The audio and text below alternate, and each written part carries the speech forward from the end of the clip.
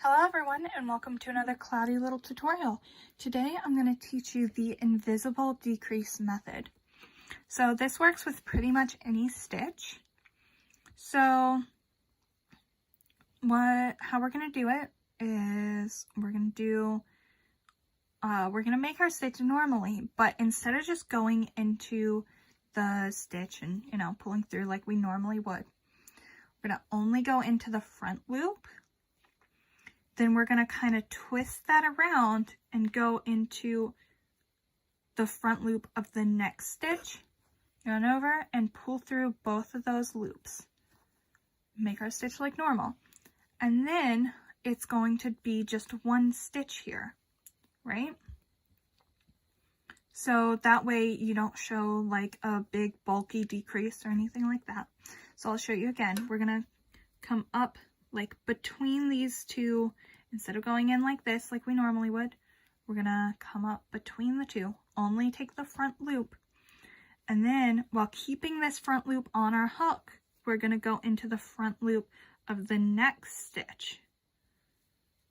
Then we're gonna yarn over and pull through both of those front loops and complete our stitch like normal.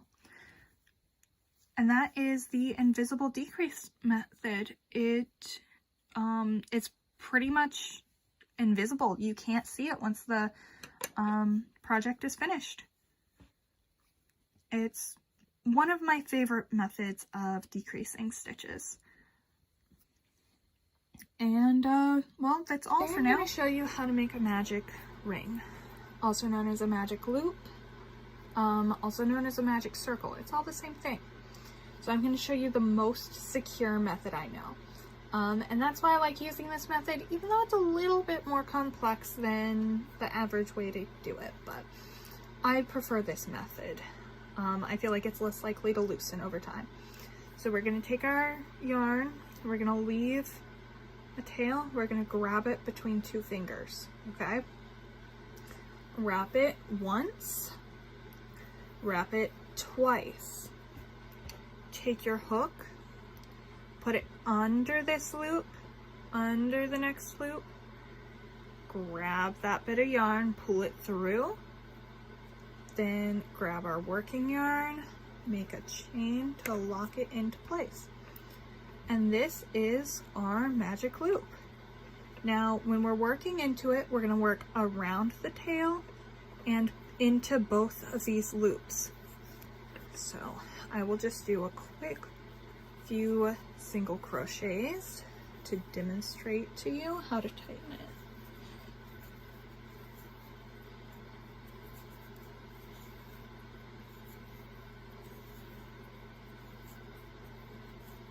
Okay, so here's our loop. As you can see, there's two rings and a tail that we crocheted around. So we're going to pull our tail a little bit, not all the way tight, just enough to see which one of these loops tightens. This one stayed the same, this one got smaller. So that means this is the one we want to pull. Now we want to pull it from the same place that our tail is coming out of, okay? So from the top. Pull that, it's going to tighten the other loop. You want to pull that all the way tight, or as tight as you need it for whatever you're making. Then once we've pulled that tight, we're going to take our tail, pull that tight, and there you go. I like this method a lot more than like chaining and working into your chains to start around, and better than any other magic loop, because for me it's just more secure. This never loosens up in my experience. So there you go. That's how to make a magic ring. Okay, today I'm going to show you how to make a slip stitch. It's super simple. I have a little sample piece here just to show you, just so that I can go ahead and work into it. What we're going to do is we're going to go into our stitch. We're going to grab our yarn and just pull through the loop that was originally on our hook. So we always have a working loop on our hook. Just go into the stitch, grab your yarn, pull it through, and pull it through the loop that's on your hook. It is that simple. And that is all you need to know on how to slip stitch. Good luck! Hello everyone, and welcome to another cloudy little tutorial. Today I'm going to teach you how to do front post and back post stitches. So we're going to start with a front post today. So first I need to explain like what the post is. So this is our normal, where we normally work into our stitch, right? We normally work into these spaces up here. So we're not doing that today. This is our post right here. This part. Now these are double crochets so that you can see it easier. And double crochets are the easiest to work into with this in my experience. But you can really use it for any stitch you want. So what we're going to do is we're yarning over like normal because we're doing double crochets. So instead of going into here, we're going to go around the stitch. See? So for a front post, our post is in the front. This part right here, this part of the stitch, that's your post. So we're going to go in and out. We're basically just going around the post. We're going around the body of the stitch, right? So then we're going to yarn over and pull it through and then complete our stitch as normal. And see how that kind of pulls it forwards? I'll show you again. Yarn over and see, we're going to go around it, yarn over, pull through, yarn over, you know, do our stitch normally. So that's how you do a front post, and see how it gives you this 3D effect where it pulls it forwards. Now to do a back post, we're doing the same thing, just around back. So we're going to take our hook, we're going to go around to the back side of our work, right? Around to the back side.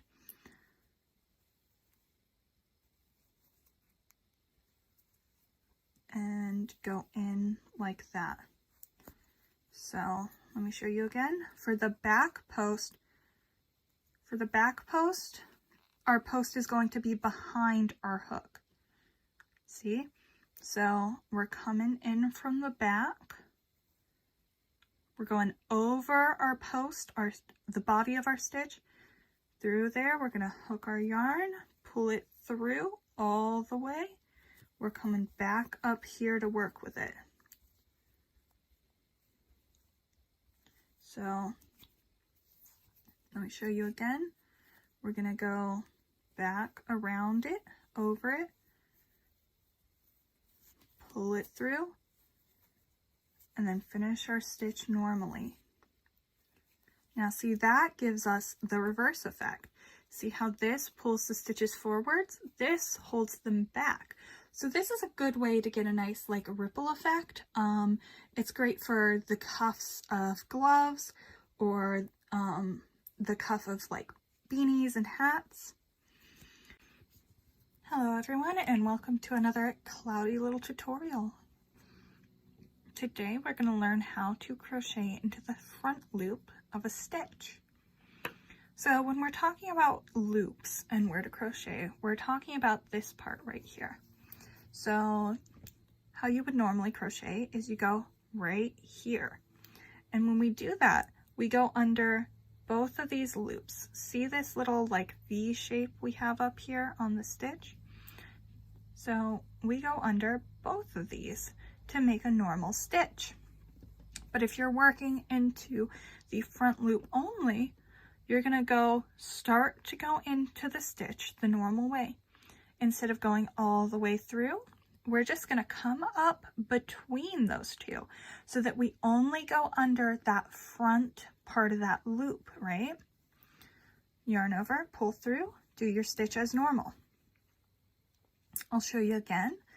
We're going to go into the normal place, but instead of going all the way through, we don't want to do that. We're going to go up between those two places, we're just going to grab this front loop right here. Just one loop. So instead of having two layers that we're going under, we're going right up between them. We're only going to have one. And then you just work your stitch normally. And that is how you do a stitch into a front loop. I'm teaching you how to increase a stitch. So I'm using double crochets as an example here, but really you can do the same method with any stitch. Okay, so you're just going to do your stitches like normally, except when we want to increase, we're going to do another stitch in the same stitch we just worked that one into. So basically, it's just two stitches in the same stitch, right? So normally we would work every stitch here, we would just work one stitch in it. So to increase, all you have to do is just put two stitches in the same spot. This works for like any stitch that you're using. So now you have an increase. It's super simple. That's all there is to it. Hello everyone, and welcome to another cloudy little tutorial. Today we're going to learn how to make a double crochet decrease. So this is my favorite method because when you're looking at the finished product, like you won't even be able to see that there was a decrease there. So yarn over, go through your stitch, yarn over, pull through, yarn over, pull through, two loops. Now instead of finishing up our double crochet like we would right here, instead we're going to yarn over, go through our next stitch, yarn over, pull through, yarn over, pull through two loops, yarn over, pull through all three loops. And what that does is it gives us two stitches down here for this row, but on our top for the next row that we work, there's only going to be one stitch to work into. So this is my favorite method because it's really inconspicuous. It gives you stitches, you can't see it. It doesn't add any extra thickness or bulk like some other methods do. I'll show you one more time. Yarn over, go through the first stitch you're decreasing into, yarn over, pull through, yarn over, and pull through two loops. Leave these two on your hook, yarn over, go into the next stitch that's a part of your decrease, pull through, yarn over, pull through two, yarn over, pull through all three loops to complete your decrease stitch. Super simple, and it gives you a really like clean and nice looking row so that you can barely even tell that there was a decrease there. Thanks for watching. I'm going to show you how to tie in your loose ends. So what we're going to need is a yarn needle and some sort of crochet project with loose ends. So we're just going to thread our needle. And you can use any needle that your yarn fits through. So we're going to take it and go, you can look at the side. Now, if this is a project done in the rounds, you can just kind of like jump in and start in here, go into the stitch, you know. If it's something flat like this, I like to just come around to the edge here, put it in. Now, I think that stitches hide the best at sewing it in, the stitches hide it the best at the base here. So not at the top of the stitch or like going down through the stitch, the base of your stitch right here. So if you were working it, it would be this right here. That base where your stitch goes into the other one, that's the best place to hide it because that's the thickest point.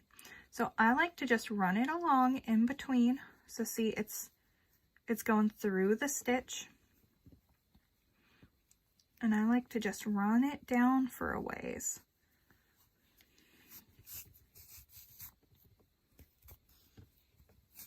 It might pull your work tight. That's fine. You just give it a little tug. It'll loosen back up. And then you're going to want to jump down here. So what I mean by that is just kind of find a place where you can go through the loops where it's not going to show really on either side, to work your way down to another row. And then we're going to go back through that row the same way we did the first one, just in the opposite direction. Changing directions like that is going to help lock it into place so that it doesn't come undone. Now you can do each stitch individually if you want. That takes time. I just gather them all up on my needle like that, pull it through all at once. Now you can do this a couple more times for extra security, changing directions. Just make sure you go, you know, a good distance so that it has some room to pull into the work without popping out. And that's how you tie in your loose ends. You maybe give it a little bit of a tug, snip it, and then just give a little pull. It'll suck that tail right up in, and then you're good. Today we're going to learn how to tie off our crochet work. So tying off is just when you've finished using your yarn and you want to disconnect it from the ball. So the way we do that, locking our stitches in place so it doesn't come undone after we're done, we're gonna just grab our yarn, pull it through our loop, then we're gonna cut our tail from the ball of yarn. So just cut it, pull that loop all the way through, pull it tight, and that's all there is to it. Now your stitches will not come undone, and you've finished your work. Hello everyone, and welcome to another cloudy little tutorial. So today we're going to learn how to make a treble crochet. I see it called a treble, a triple. It's just different terms for the same stitch. So normally we're going to step up with a chain of 2 or 3 for this stitch. Just follow whatever your pattern says to do. So to do our stitch, we're going to yarn over twice. Then we're going to go into our stitch, yarn over, pull through, then yarn over, pull through 2 loops, yarn over, pull through 2 loops, yarn over, pull through 2 loops. Okay, so we're going to yarn over twice. So 1, 2. That'll leave us with 3 loops on our hook. Go into our stitch, yarn over and pull through. That gives us 4 loops on our stitch. Yarn over, pull through 2, we'll have 3 loops. Yarn over, pull through 2 more, we'll have 2 loops left now. Yarn over, pull through those remaining 2 loops. And that is how to do a treble or triple crochet. Hello everyone, and welcome to another cloudy little tutorial. So today we're going to learn how to do a quadruple crochet. Now normally you're going to step up for a round with a chain of 3 or 4 depending on your pattern. Just check your pattern and do however many it calls for. So we're going to yarn over 3 times, okay? So that's going to give us 4 loops on our hook. Go into our stitch, yarn over, pull through, yarn over, pull through 2. That will leave us with 4 loops on our hook. Yarn over, pull through 2 more. That leaves us with 3 loops. Yarn over, pull through 2. That leaves us with 2 loops. Yarn over, pull through 2 again. And then we will have our quadruple crochet. So I'll show you one more time. Yarn over 3 times. That gives us 4 loops on our hook. Go through our stitch, yarn over and pull through, yarn over, pull through 2, yarn over, pull through 2, yarn over, pull through 2, yarn over, pull through 2 one final time. And that is how you make a quadruple crochet. What is a stitch marker and how do I use it? So there's a lot of different types of stitch markers. I have two of the most common types right here. There's a locking and a spiral. So what's the difference? Well, this one is kind of like a safety pin. It hooks there and locks into place so that it can't come out without you unlocking it. And these are the same thing, just two different sizes. These you just put in. And when to use the different stitch markers, if it's something that you're going to be like moving each round, something that you want to be able to access quickly, then the spiral is probably going to work just fine for you. You just put it in. Now, I like to use locking stitch markers most of the time if I'm not going to be having to move my stitch marker rapidly, because it takes a little bit more time. You got to fiddle with it, but it's more secure. But it's up to you what kind you use. There's a lot of options. Now, here are some ways that you can use it. So let's say you haven't finished your project yet, but you need to put it down. You don't want your stitches to accidentally come undone, right? Because it's so easy. It just gets a little tug and it'll undo your work. So instead of just pulling up a long loop and hoping for the best, you can just put this locking stitch marker onto your working loop, and then it can't be pulled out. So it'll protect your stitches while you aren't working on your project. Another way to do it would be to mark your ends. So if you're a beginner, you might have trouble telling exactly where you're supposed to work into. So instead of having to count your stitches for every single row, once you get to your last stitch, or easier, once you start a new row and you do your first stitch, you take your stitch marker and you put it in. And that way when you come and work back to it, you'll know exactly where your first stitch was. You won't accidentally not crochet enough or crochet an extra one into the chain you used to step up, and you won't have to count your rows as often. Another reason that you might use it is, let's say you need to do specific stitches at specific points. So you can count out your stitches ahead of time, put a stitch marker, and then you'll know, okay, once I've crocheted to this point, that's when I need to do something else.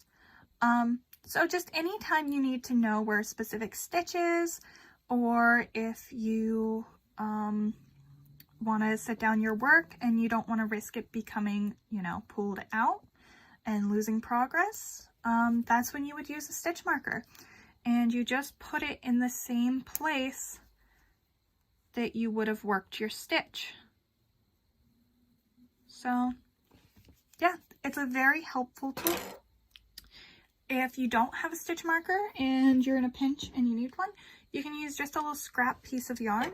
Ideally, you'd use it in another color than what you're working with, but you can just pull it through the stitch, and if you want to make sure it stays there, you can just take and kind of do a little chain here.